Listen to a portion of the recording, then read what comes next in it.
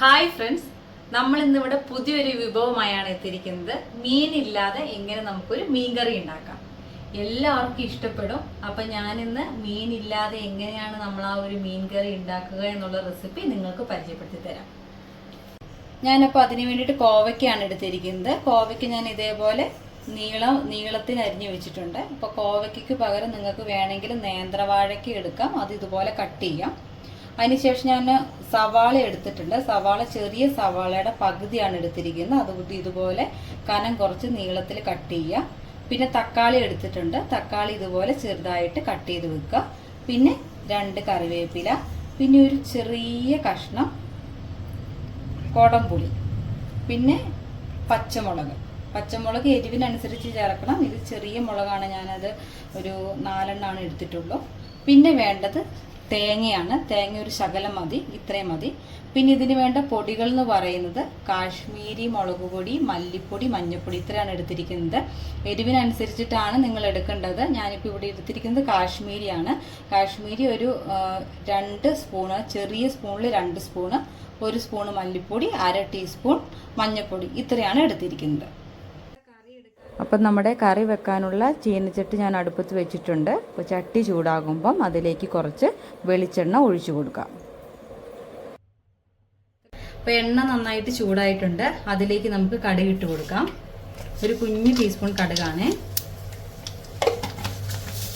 ആ സമയത്ത് നിങ്ങൾ ഫ്ലെയിം പറ്റ കുറച്ച് വെച്ചോളൂ കേട്ടോ.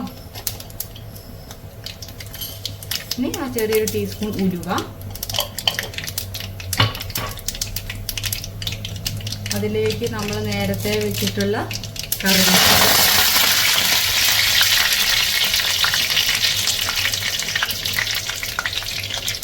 നമ്മൾ ചെറുതായിട്ട് അരിഞ്ഞു വെച്ചിട്ടുള്ള ഉള്ളി ഇട്ട് കൊടുക്കാം.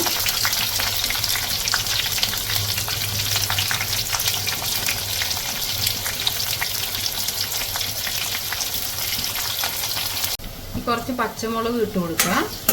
എന്നിട്ട് നന്നായിട്ടൊന്ന് ഇളക്കി കൊടുക്കുക. ഇതൊന്ന് വാടി വരുന്നോടം വരെ ഒന്ന് ഇളക്കി കൊടുക്കുക. ഇനി ഇതിലേക്ക് കുറച്ച് ജിഞ്ചർ ഗാർലിക് പേസ്റ്റ് ചേർക്കാം. ഇനി പേസ്റ്റ് ഇല്ലാത്തവരാണെങ്കിൽ ഇഞ്ചിയും വെളുത്തുള്ളിയും കൂടി ചേർത്താലും മതി കേട്ടോ. തീ കുറച്ച് വെക്കണേ. തീ കുറച്ച് വെച്ച് ഇങ്ങനെ ഒന്ന് ഇളക്കി കൊടുക്കുക. ഇപ്പോൾ ജിഞ്ചർ ഗാർലിക് പേസ്റ്റ് ഇട്ടിട്ടുണ്ടല്ലോ, അതിൻ്റെ പച്ചമണം മാറുന്നോടം വരെ ഒന്ന് ഇളക്കി കൊടുക്കുക. ഇനി നമ്മുടെ പൊടി എല്ലാം കൂടി ഇട്ട് കൊടുക്കുകയാണ്. ഇപ്പോഴും ഞാൻ ഫ്ലെയിം ലോ ഫ്ലെയിമിൽ തന്നെയാണ് വെച്ചിരിക്കുന്നത് കേട്ടോ. പൊടി ഇട്ടിട്ടുണ്ട്. പൊടിയുടെ പച്ചമണം മാറുന്നോണം വരെ ഒന്ന് ഇളക്കുക. പെട്ടെന്ന് തന്നെ പൊടി മൂത്ത് കിട്ടും. അപ്പൊ നമ്മുടെ പൊടി മൂത്ത മണം വരുന്നുണ്ട്. അപ്പൊ നമുക്ക് ഇതിനകത്തേക്ക് ഇനി തക്കാളി ചേർക്കാം.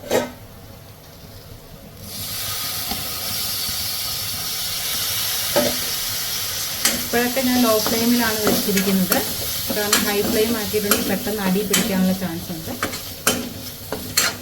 അപ്പോൾ തക്കാളി നന്നായിട്ട് വെന്തുടഞ്ഞ് വന്നിട്ടുണ്ട്. അപ്പോൾ ഇതിലേക്ക് നമുക്ക് കോവയ്ക്ക ഇടാം. കോവയ്ക്ക ഇട്ട് ഒന്ന് നന്നായിട്ട് മിക്സ് ചെയ്യാം. ഇങ്ങനെ നന്നായിട്ട് മിക്സ് ചെയ്ത ശേഷം അതിലേക്ക് വെള്ളം ഒഴിക്കുക. അതായത് ഈ കോവയ്ക്കൊക്കെ മുങ്ങി കിടക്കാൻ പാകത്തിന് വെള്ളം ഒഴിക്കുക.